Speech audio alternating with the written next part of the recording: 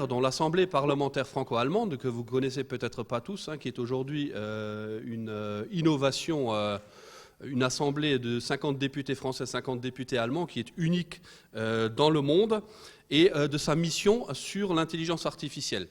La mission de l'Assemblée parlementaire franco-allemande dans l'intelligence artificielle, c'est avant tout la mission de tout parlementaire, qui est celle de contrôler l'action de son gouvernement.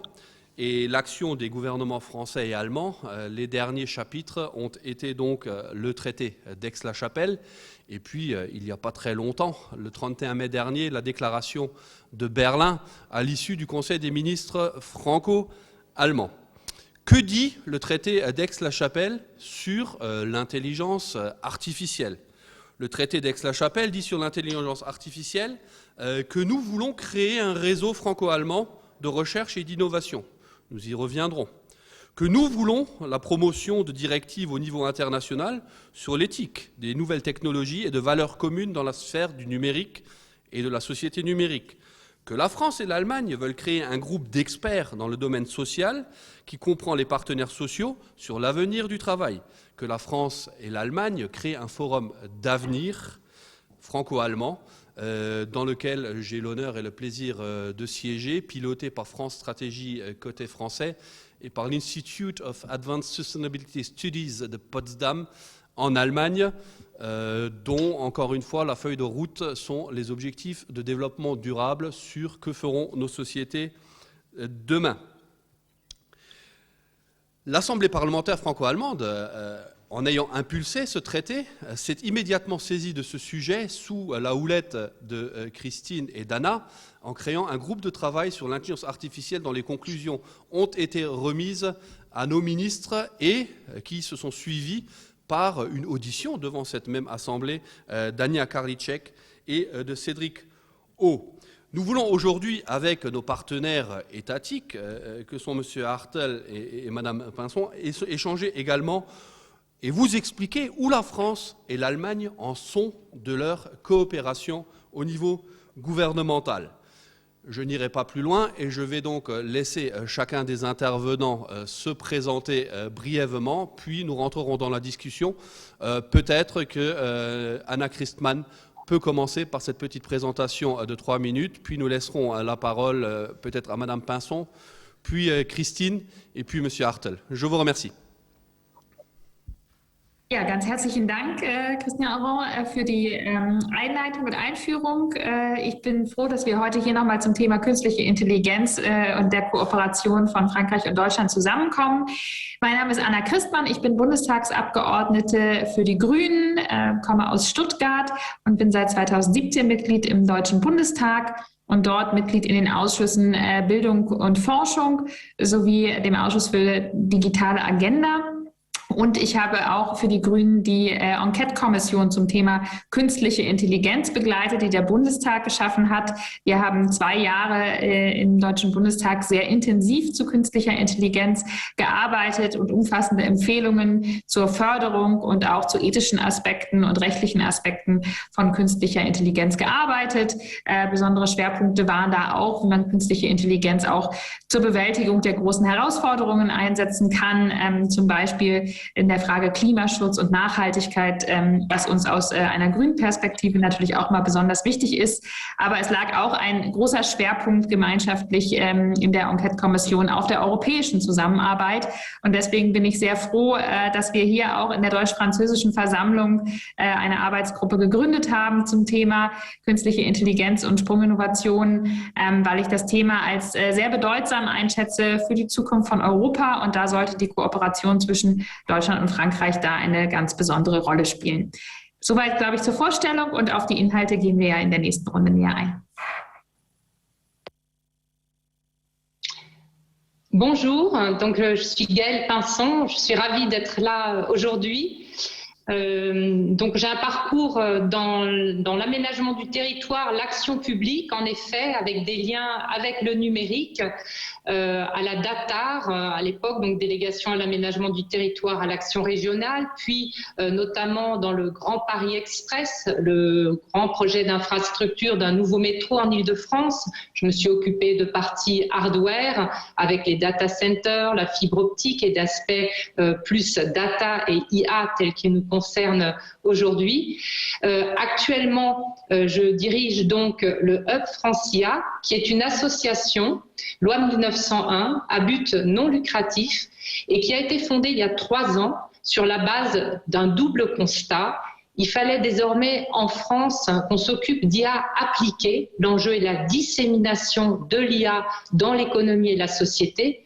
Et le deuxième constat, il n'y a pas vraiment la possibilité d'une IA française qui ne soit structurée à l'échelle européenne. Donc IA appliquée, IA européenne, ce sont vraiment nos deux leitmotifs au Hub Francia.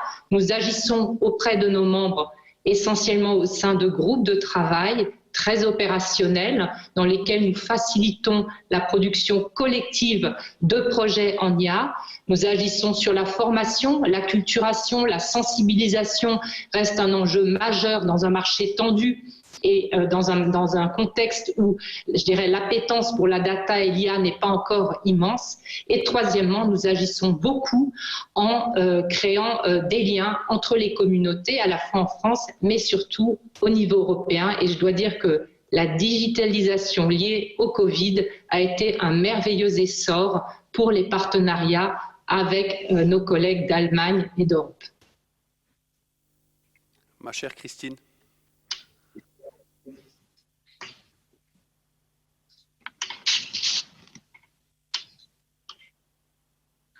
Voilà, le micro est en route. Merci Christophe. Alors, d'abord, je tiens vraiment à te remercier pour l'organisation de cette table ronde où je suis très contente de retrouver à nouveau mon amie Anna Christmann.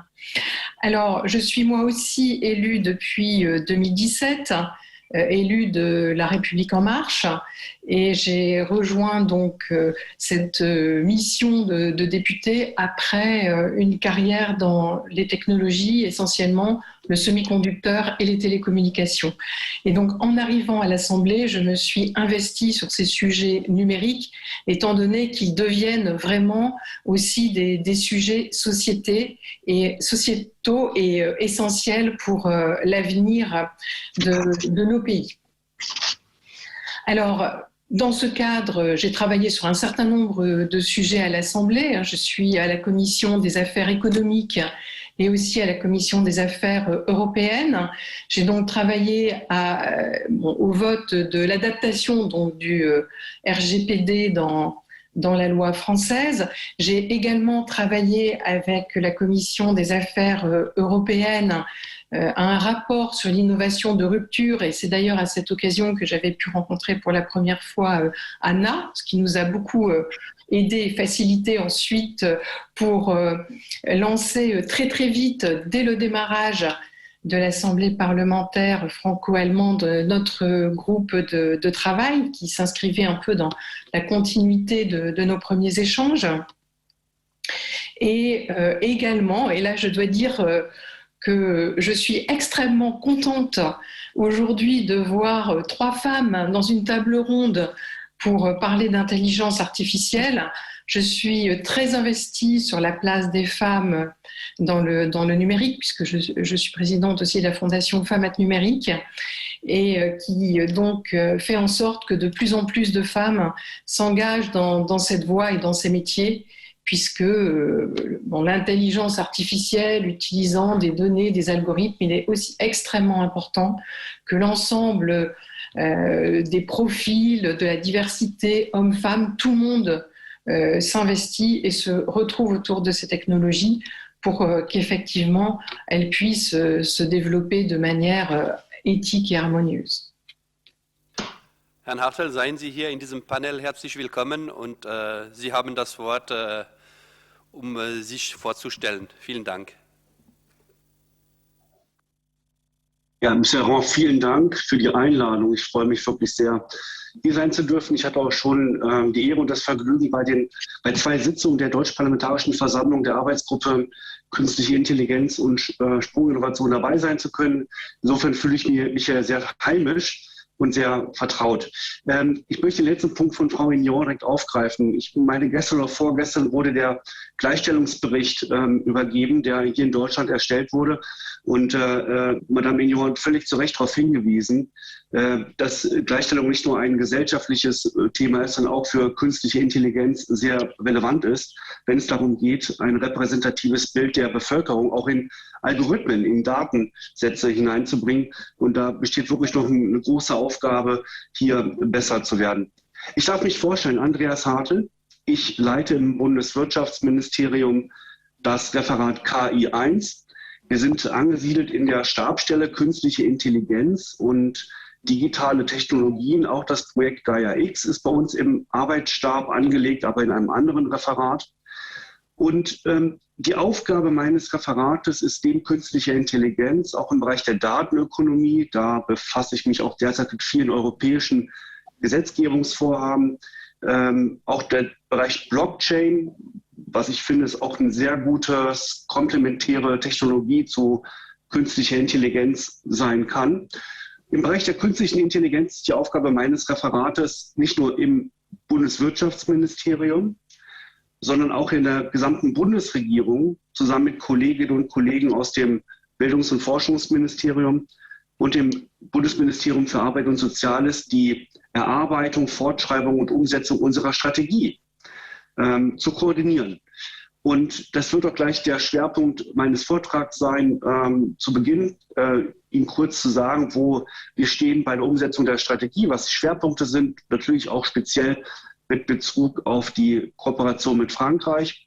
Und zu meinem Hintergrund, ich bin Jurist, ich habe angefangen in der Bundesnetzagentur, das ist die Telekommunikationsaufsichtsbehörde, war schon immer sehr nah dran am Bereich Technologie und Recht und habe auch in der schulischen Informatik gehabt und Ampelschaltung programmiert, damals auch mit Turbo Pascal. Eine Sprache, die man heute wahrscheinlich gar nicht mehr codet. So ist die Welt. Vielen Dank. Merci beaucoup. Alors, chers auditeurs, l'idée est un petit peu aujourd'hui de vous montrer comment cette assemblée parlementaire franco-allemande et les parlementaires ne mettent pas la pression sur nos exécutifs, mais les challenge.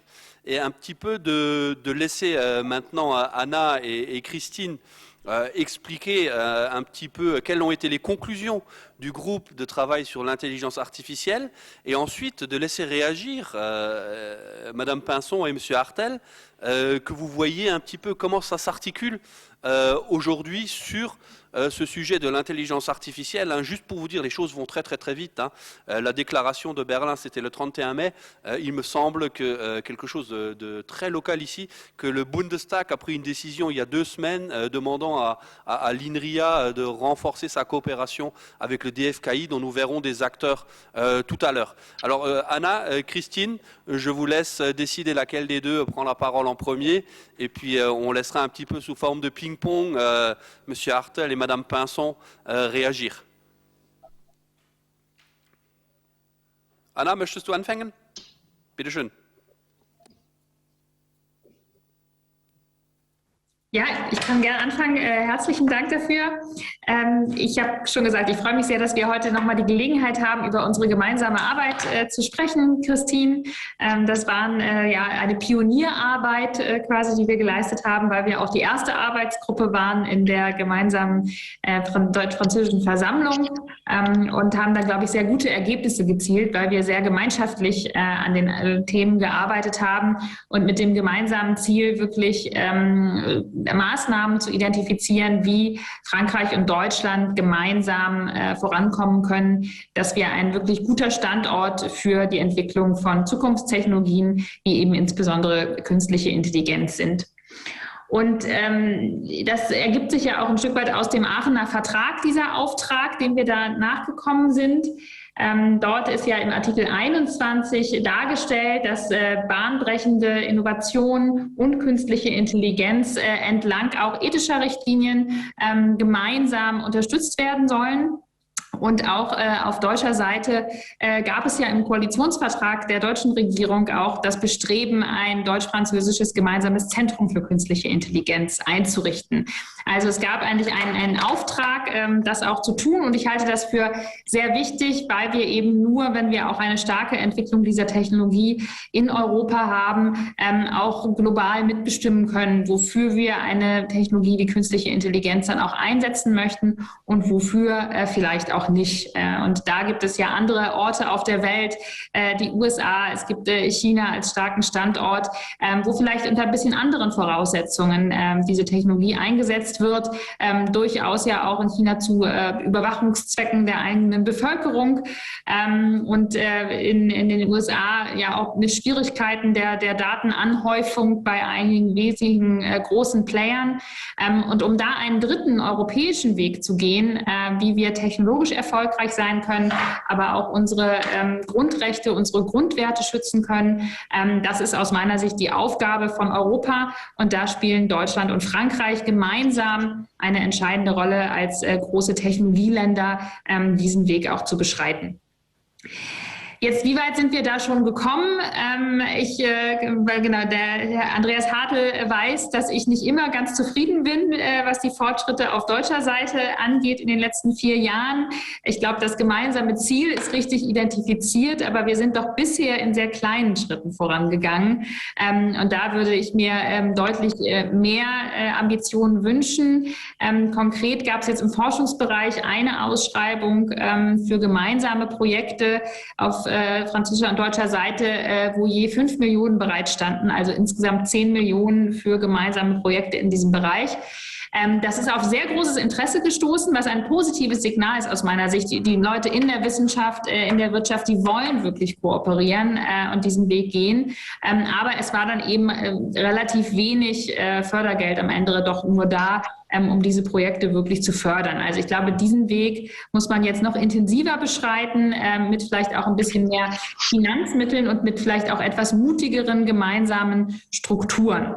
Und da geht unser Beschluss unserer gemeinsamen Arbeitsgruppe hin, dass er Vorschläge macht, ganz konkret, wie wir beide als Länder gemeinsam diesen Weg jetzt auch gehen können. Und ich möchte vielleicht ein paar wenige nennen und Christine wird sicherlich dann auch noch ergänzen und einige zusätzliche nennen. Was völlig klar ist, dass die Vernetzung der großen Forschungszentren, die ja auch schon angesprochen ist, die ja in Teilen jetzt auch anläuft, mit dem INRIA und auf deutscher Seite das CISPA, das Deutsche Forschungszentrum für künstliche Intelligenz, dann ein Forschungsstandort wie das Cyber Valley, was in der Region, aus der ich komme, ist in Stuttgart und Tübingen im Süden von Deutschland, dass diese Akteure noch stärker vernetzt und werden und kooperieren. Das tun die zum Teil schon. Aber aus unserer Sicht braucht es da eben nochmal eine starke Unterstützung auch von den beiden Regierungen auf beiden Seiten, diese Vernetzung weiter zu fördern. Und uns schwebt dabei durchaus auch vor, solche Dinge zu nutzen, wie die Forschungskooperation, die es auf europäischer Ebene da ja auch schon gibt. Wir haben die Kooperation Alice und Claire, wo sich Forschende zusammengetan haben, die wir auch in unserer Arbeitsgruppe eingeladen hatten und denken, dass das doch ein guter Ausgangspunkt sein könnte, daraus auch eine gemeinsame Förderstruktur wirklich aufzubauen und haben im Beschluss auch festgehalten, dass das Europäische Zentrum für Molekularbiologie mit der Abkürzung EMBL dafür ein geeignetes Vorbild sein könnte. Denn dieses Institut ist von mehreren Ländern finanziert, hat auch mehrere Standorte. Es geht also nicht um ein einziges Gebäude, was irgendwo steht, wo alle sind, sondern es hat auch diesen Charakter, dass mehrere Länder eine Forschungskooperation finanzieren an mehreren Standorten, aber damit auch eine Institution geschaffen ist, die mehr Freiheiten auch gibt für die Forschenden, die an dieser Institution sind und auch ein Ökosystem aufbaut, das dann auch Start-ups darum herum ansiedelt, die Kooperation auch mit der Wirtschaft fördert. Und solche Ökosysteme sind aus unserer Sicht sehr wichtig, dass diese stärker noch entstehen. Und da wäre mein großes Interesse wirklich, wo ich hier gerne auch nochmal beide Seiten motivieren würde, dass man sich dieses Modell nochmal sehr genau anschaut, dort auch mit den Akteuren von Alice und Claire spricht, ob man nicht eine solche Förderstruktur tatsächlich auch aufbauen könnte. Denn bis jetzt halte ich es für zu wenig, dass auf jeder Seite werden die nationalen KI-Netzwerke derzeit unterstützt. Und natürlich treffen sich diese Forschenden auch und arbeiten zusammen, aber es fehlt eben ein gewisser Leuchtturm, der auch sichtbar ist und dann auch die Möglichkeit bietet, Menschen anzuziehen, die dort arbeiten wollen. Denn das ist noch ein weiterer Punkt, dass es uns auch darum gehen muss, in Europa die Talente und Kompetenzen zu halten, die wichtig sind für die Entwicklung dieser Technologie. Und wir wissen, Menschen mit einer hohen Expertise für Spitzentechnologie, für künstliche Intelligenz, die wollen an Orten arbeiten, wo sie wissen, da treffen sie auch andere gute Leute. Die wollen wo arbeiten, wo sie wissen, das ist ein Leuchtturm international, es ist ein wichtiger Standort, der die Entwicklung mitbestimmen kann. Und solche Leuchttürme auch noch zu schaffen, gemeinschaftlich, das halten wir für einen ganz, ganz wichtigen Punkt. Es gibt darüber hinaus vielleicht als letzten Punkt noch den Anschluss an die ethischen Fragen. Da haben wir gesagt, dass wir natürlich die europäische Debatte damit begleiten wollen. Da ist ja auch einiges zu tun. Es sind Regulierungsvorschläge auf europäischer Debatte und das ist, denke ich, auch eine Aufgabe der beiden Länder, sich dort einzubringen. Und so haben wir es auch im Beschluss festgehalten. Und das ist auch etwas, was die nächsten Jahre uns sicherlich auf beiden Seiten beschäftigen wird. So viel von mir und ich bin sicher, Christine kann noch eine ganze Menge ergänzen. Vous avez vu le niveau d'exigence des parlementaires à l'encontre de leur gouvernement et je pense que Christine va encore en rajouter un petit peu et puis nous laisserons réagir M. Hartel et Mme Pinson. Christine, la parole est à toi. Oui, merci Christophe. Alors effectivement, Anna a vraiment détaillé et pointé l'importance qu'il y a à investir dans la recherche parce que l'intelligence artificielle, c'est beaucoup encore d'investissements sur les algorithmes notamment, mais des technologies qui sont annexes à cette intelligence artificielle. Alors, nous avons aussi voulu avoir une approche très concrète dans notre résolution et mettre en avant des structures qui nous semblent extrêmement essentielles pour pouvoir avancer sur ce sujet.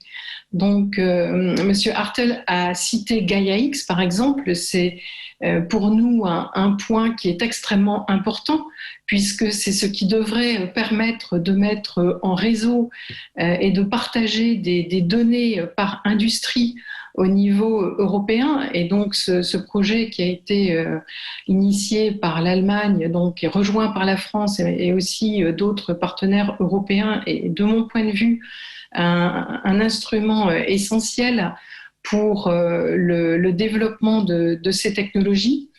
Et par rapport à ce qui a été dit par Anna et par Madame Pinson également, je pense qu'il est aussi extrêmement important de pouvoir développer des filières d'intelligence artificielle autour de filières techniques. Et preuve en est qu'aujourd'hui, vous avez axé votre symposium sur intelligence artificielle et environnement. C'est aussi un sujet que nous avons donc indiqué comme un axe de développement majeur dans notre résolution, puisque et là je vais revenir un petit peu au niveau français tout à l'heure, mais ce qui est important en plus de ces filières, c'est aussi d'avoir une dynamique qui se mette en place entre nos deux pays. On lance, effectivement, il y a ces premiers appels à projets communs qui ont été lancés, mais comme ce sont des technologies qui bougent très très vite, il faut arriver à s'articuler, à avoir des équipes qui travaillent ensemble, qui dialoguent et qui puissent vraiment suivre le mouvement et la dynamique. Et si je reviens à ce sujet au niveau français, c'est que hier, nous avons voté au Parlement français la première loi donc qui contraint la filière numérique à prendre en compte son impact environnemental. Et cette loi prévoit de créer un observatoire qui devra en premier lieu déterminer les paramètres à prendre en compte pour mesurer cet impact du numérique, mais surtout être capable d'en prendre en compte les externalités positives et négatives. Et tout ce qui touche à l'environnement est un excellent exemple, puisque lorsqu'on se rend compte de tout ce que l'intelligence artificielle, par exemple, peut apporter à l'agriculture, en permettant de faire des mesures qui vont permettre à la fois des économies de carburant, d'énergie, mais aussi dans les intrants, les produits phytosanitaires, également tout ce qui peut être fait autour de la météorologie et du climat. Donc, ce numérique et cette IA qu'on présente comme allant vers de plus en plus de consommation énergétique peut aussi apporter beaucoup de bénéfices. Et donc, ça, je prends cet exemple pour montrer à quel point il est important de travailler la main dans la main de manière dynamique. Et effectivement, là, je pense qu'on n'est pas encore tout à fait à ce niveau de maturité entre les deux équipes.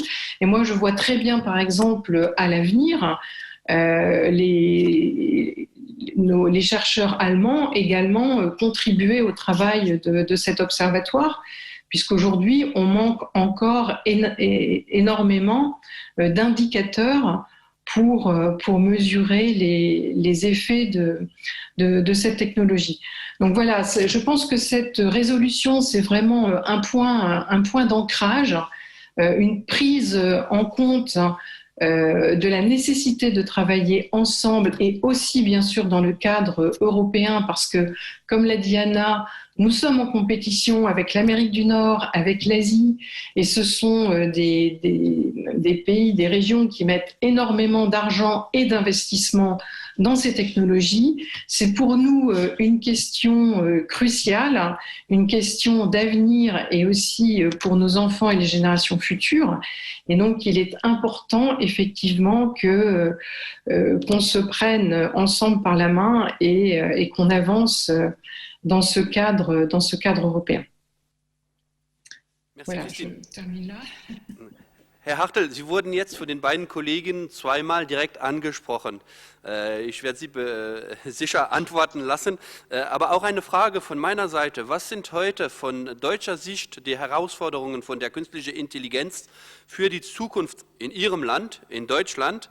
Und was sehen Sie für kommende Achse in der Zusammenarbeit zwischen Frankreich und Deutschland? Madame Pinson, je vous donnerai la parole tout à l'heure et je vous laisserai vous exprimer notamment sur la question très importante de l'appel d'offres, l'appel à projet franco-allemand sur l'innovation de rupture et le rôle que vous jouez dans cet appel à projet. Voilà. Herr Hartl, bitteschön. Ja, Monsieur Aron, vielen Dank. Ja, in der Tat, wir haben das, was Frau Christmann, auch Frau Ignorant gesagt hat, schon oft gehört. Und ich bin jetzt in der Situation, dass ich hier die Bundesregierung vertreten darf, alle Ministerien.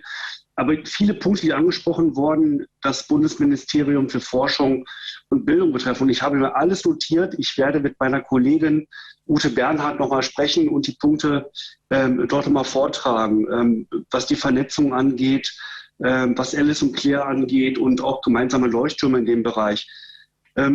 Ich würde gerne kurz einen Anlauf nehmen, um auch dann auf die Fragen, die Sie konkret gestellt haben, am Ende im Zusammenhang zu antworten. Ich möchte mal kurz die Erinnerung rufen, dass Frankreich eine Strategie hat, aufgrund dem Villani-Report. Wir haben im November 2018 unsere Strategie formuliert, mittlerweile auch im Dezember 2020 fortgeschrieben, an aktuelle Entwicklungen angepasst. Und wir haben jetzt vor wenigen Wochen auch einen neuen koordinierten Plan der Europäischen Union für die Zusammenarbeit. Also wir haben jeweils eigene Strategien und wir arbeiten auf europäischer Ebene zusammen, aber auch bilateral.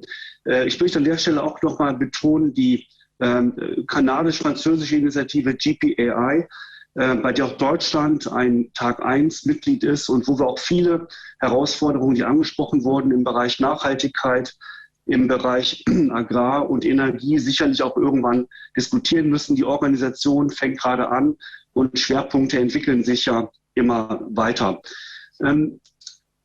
Gemeinsame Initiativen, die wir mit Frankreich haben, bilateral, gefallen ist schon Vertrag von Aachen. Ich möchte auch daran erinnern, dass es bei der deutsch-französischen Erklärung vom Oktober 2019 auch eine spezifische KI-Roadmap gab, die zwischen Herrn Altmaier und Herrn Minister Le Maire unterzeichnet wurde. Gaia X wurde genannt. Frau Ignon, ich würde sagen, dass Frankreich und Deutschland sehr, sehr früh gemeinsam die Initiative gestemmt haben. Und ich würde das gar nicht so stark differenzieren, wer als Erster war. Wichtig ist, dass wir gemeinsam da zusammengearbeitet haben und heute dort stehen, wo wir stehen. Wir haben auch gemeinsame Forschungsprojekte, es wurde angesprochen. Und Frau Christmann, Frau Ignon, ich kann ja auch sagen, dass wir zur KI-Verordnung, zum Vorschlag der Kommission mit Bercy in engem Kontakt sind, informell. Wir sind gerade noch dabei, diesen umfassenden Vorschlag zu verarbeiten, zu analysieren, aber auch dort besteht ein enger Kontakt, um auch eben hier gemeinsame Positionen zu entwickeln. Die übergreifenden Ziele unserer Strategie sind, glaube ich, gut bekannt. Wir wollen, dass Deutschland und Europa insgesamt ein führender KI-Standort ist. Wir wollen eine verantwortungsvolle und gemeinwohlorientierte Nutzung von KI.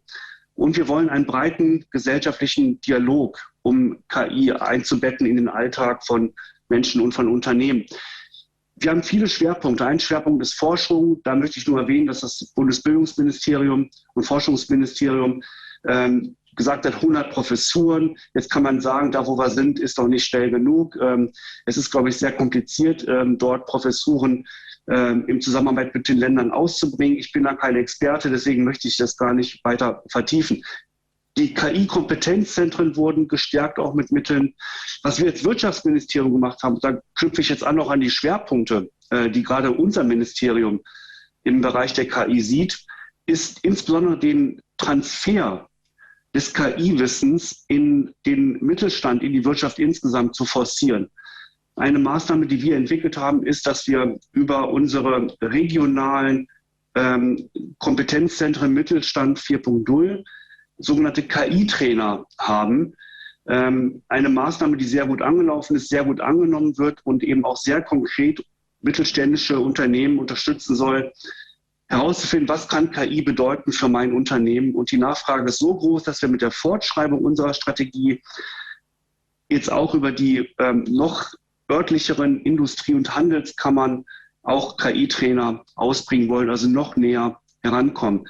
Wichtig ist auch die Gründungsforderung und wir haben Förderung. Und so haben wir zum Beispiel gestern eine Pressemitteilung herausgegeben, unser Programm Exist, das also Ausgründungen aus der Forschung ermöglichen soll, wurde aufgestockt bis 2024 um rund 45 Millionen Euro. Auch dort also haben wir etwas unternommen. Zur Begleitung der Auswirkungen auf die Arbeitswelt hat das Bundesarbeitsministerium ein KI-Observatorium eingerichtet, arbeitet eng mit auch der AI Watch der Europäischen Kommission zusammen. Ja, im Bereich der Datenverfügbarkeit, Nutzung haben wir unsere eigene Datenstrategie. Die EU hat ihre Datenstrategie. Leuchtturmvorhaben ist da für uns insbesondere Gaia X und wir versuchen gerade den rechtlichen Rahmen zu schaffen. Stichwort Data Governance Act, mehr Open Data, demnächst durch einen Rechtsakt der Kommission zu hochwertigen Datensätzen. Und wir sind sehr gespannt auf den Vorschlag für ein Gesetz über Daten, den sogenannten Data Act. Was Standardisierung angeht, haben wir eine Normungsroadmap entwickelt, die wir umsetzen und dort auch wird das DIN meines Wissens mit AFNOR ist, glaube ich, die Organisation in Frankreich, eng zusammenarbeiten, um auch hier gemeinsam die Standardisierungsprozesse voranzutreiben. Ja, Frau Christmann, ich habe Sie aber erwähnt, die BMBF-Projekte. Ich habe mir von meiner Kollegin, ich weiß nicht, ob es 5 Millionen sind oder 7 Millionen Euro, wie mir gesagt wurde. Dort findet jedenfalls etwas statt und auch das Kooperationsprojekt zwischen DFKI und INRIA ist bewilligt worden. Also auch da sind Projekte. Ich möchte kurz noch eingehen auf ein Projekt, was wir als Wirtschaftsministerium gemeinsam mit Bercy auf den Weg gebracht haben. Da geht es um Innovationsprojekte zum Einsatz von künstlicher Intelligenztechnologien angesichts der Pandemie für die Risikovorsorge, für das Krisenmanagement und die Resilienz. Und wir haben hier jeweils 10 Millionen Euro von BMW, 10 Millionen Euro von Bercy bereitgestellt, insgesamt 20 Millionen. Mit den Eigenmitteln der Wirtschaft wollen wir ein Gesamtvolumen von 40 Millionen Euro erreichen. Wir sind gerade in der Begutachtungsphase. DLR, unser Projektträger, arbeitet mit BPI France eng zusammen. Und wir hoffen, dass wir noch in diesem Jahr die Förderbescheide ausgeben können und auch dort also viele Innovationsprojekte auf den Weg gebracht werden können. Nun, Herr Aron, zur Weiterentwicklung. Ich glaube, was angesprochen wurde und was auch notwendig ist, wir als Ministerium können nicht so viel machen wie das Forschungsministerium, aber in der Tat, die Forschungskooperationen müssen vertieft werden. Die USA haben gestern vorgestellt, eine neue Taskforce, direkt angedockt an das Weiße Haus. Überall findet ein Aufbau von Ressourcen, von Kapazitäten statt. Da muss Europa Schritt halten und gerade Deutschland und Frankreich sind da gefragt. Diese Innovationswettbewerbe sind, glaube ich, ein gutes Mittel, was man weiter vertiefen kann. Wir müssen den Austausch von zum Beispiel Hub France IA mit dem deutschen KI-Bundesverband unterstützen. Ich weiß, dass die Kooperation da schon sehr gut läuft und wir hören da vielleicht auch noch etwas mehr dazu. Zusammenarbeit bei Regulierung habe ich erwähnt. Ich glaube, wo auch noch sehr viel Potenzial besteht, ist in grenzüberschreitenden Reallaboren, also Sandboxes auf Englisch, um eben auch dort auszutesten. Mein letzter Punkt wäre, ein sehr spannendes Thema, finde ich, brauchen wir auch eine Infrastruktur für GPT-3. Das ist ein neues Verfahren, um Text, aber auch Bild zu erstellen. Und viele Experten sagen, wir sind da auf einem Weg hin zu einer generellen künstlichen Intelligenz. Ich will es gar nicht bewerten, aber die Frage, die an uns herangetragen wurde, ist, ob wir Hochleistungsrechenzentren Kapazitäten brauchen. Die bisherigen sind sehr stark von der Art der Verarbeitung für herkömmliche KI ausgelegt. Gerade bei GPT-3 braucht man eher parallel arbeitende Prozessoren, also GPU ist da der Fachbegriff. Und das ist, glaube ich, eine Frage, die uns in den nächsten Monaten beschäftigen wird. Ich als Fachbeamter bin sehr gespannt, was nach der Bundestagswahl geschieht und welche politischen Prioritäten gesetzt werden. Fachlich finde ich, dass wir schon sehr gut unterwegs sind. Vielen Dank. Vielen Dank, Herr Achtel. Madame Pinson, comme déjà évoqué tout à l'heure, naturellement je vous laisserai réagir à l'ensemble de ce qui a été dit depuis le début de ce panel. Peut-être nous expliquer un petit peu quel est votre rôle dans cet appel à projet franco-allemand sur l'intelligence artificielle et peut-être pourriez-vous illustrer cela par des exemples un petit peu concrets. Et puis comme l'on dit ici depuis ce matin, the floor is yours. Merci. J'ai eu quelques petits soucis de connexion au moment où vous m'invitiez à aborder certains thèmes. Mais si je ne suis pas complète, n'hésitez pas à me reprendre. Donc en effet, nous, au Hub Francia, on a vraiment la vision des acteurs qui vont essayer de mettre en œuvre le cadre stratégique que nous avons évoqué à l'instant et qui est posé par les assemblées des deux pays et par les ministères. Nous, le sentiment qu'on a, c'est en effet que les acteurs sont désormais totalement mûrs pour rendre concrète cette feuille de route franco-allemande. Ils la demandent et en effet, vous avez évoqué l'appel à projet franco-allemand qui a été un succès à ce stade de l'instruction. Il y a eu 28 projets qui ont été remis, 25 sont éligibles et 16 sont en cours d'audition pour un appel à projet qui courait sur 2 mois. Et donc où la préparation amont, en plus en période de pandémie, n'était pas évidente. C'est pour nous la preuve que ce type de dispositif fonctionne très bien et que le cadre d'ensemble de cette coopération existe bien désormais. Ce que nous montre l'appel à projet, c'est aussi une thématique récurrente que nous avons au niveau français et que nous pensons qu'il faut développer aussi au niveau franco-allemand et au niveau européen. C'est la question de la donnée qui a donc bien été évoquée. Il n'y a pas d'intelligence artificielle sans données. On peut évidemment multiplier les cas d'usage au niveau de proof of concept, mais quand se pose la question de l'industrialisation de l'utilisation de l'IA, du recours à de grands jeux de données, la disponibilité je dirais le format de ces données devient essentiel et nous pensons qu'il y a là un travail qu'il faut poursuivre pour sensibiliser les acteurs. Nous avons depuis longtemps échangé avec IDSA, International Data Space Association, donc association d'origine allemande, désormais internationale, que nous apprécions beaucoup par tout ce travail sur l'interopérabilité, le flux des données qu'elle a initié et qui a nourri abondamment d'ailleurs Gaia-X. Cette question de la donnée amène aussi ce qui a été évoqué par Andreas Hartl, la question de la certification ensuite de la donnée, de toute la normalisation au moment où nos économies se digitalisent toujours plus et où ce format et cette normalisation puis la certification qu'on peut apporter aux données devient essentielle. Un autre point de la donnée qui nous paraît essentiel, c'est en effet la constitution des communautés de données par industrie, les data space. Pour nous, l'enjeu, c'est évidemment de connecter désormais nos communautés françaises avec celles de Gaia-X. Donc nous travaillons à voir quels sont les groupes de travail que nous allons pouvoir connecter pour créer justement des communautés de données qui soient franco-allemandes et ensuite européennes. Dans ce contexte, j'évoque aussi un beau dispositif qui est donc celui de notre ministère de l'économie, la Direction générale des entreprises avec laquelle nous coopérons étroitement. C'est l'appel à projet mutualisation des données. C'est un appel à projet qui en France a connu un grand succès puisque justement il permet de créer ces communautés de données et il est reconduit jusqu'à cet automne. Et dans nos échanges avec le ministère, nous voyons que le ministère est ouvert à l'intégration d'acteurs allemands ou d'autres acteurs européens. Le dispositif financier n'est pas encore en place pour pouvoir cofinancer, comme c'est dans le cas dans le précédent appel à projet que nous avons évoqué, mais néanmoins, il y a une grande ouverture à trouver tous les liens fonctionnels entre des projets français et allemands qui pourraient s'adosser les uns aux autres. Donc j'insiste sur cet aspect mutualisation des données. Nous sommes très très ouverts à accueillir des acteurs qui veulent travailler sur ce sujet de la mutualisation des données au plan franco-allemand avec un dispositif intéressant et qui a fait ses preuves.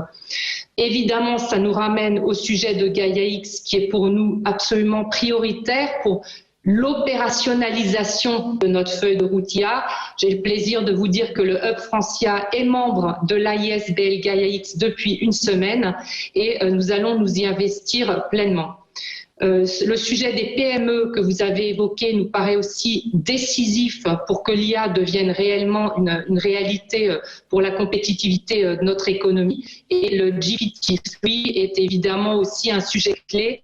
Nous y avons travaillé avec le KI Bundesverband et nos partenaires européens à un paper, donc le European Large AI Model Project Paper, où on évoquait précisément cette question de GPT-3. Voilà, je dirais en résumé, pour réagir aux propos qui ont été tenus avant moi. Je vous remercie. Est-ce qu'il y a peut-être des questions dans la salle à adresser à nos panélistes?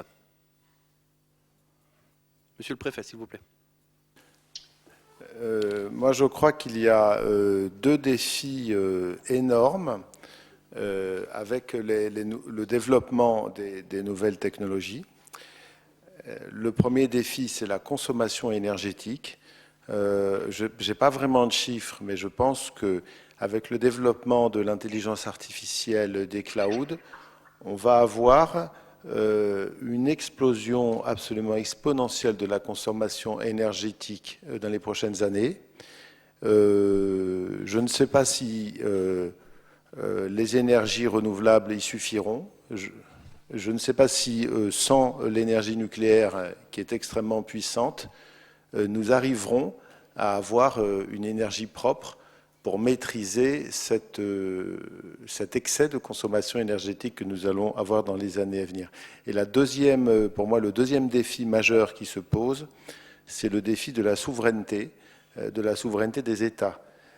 Parce que les nouvelles technologies nous rendent à la fois extrêmement plus puissant. Nous nous félicitons tous de la puissance, de la liberté que ça nous donne. Et comme a dit une intervenante, le Covid, c'est très paradoxal, mais nous a fait énormément progresser. Moi, je vois quand j'étais préfet, j'ai commencé à faire des Facebook Live et des Skype, et mes collègues préfets de la région Grand Est me prenaient à peu près pour un fou, parce qu'on était au tout début de l'année 2020.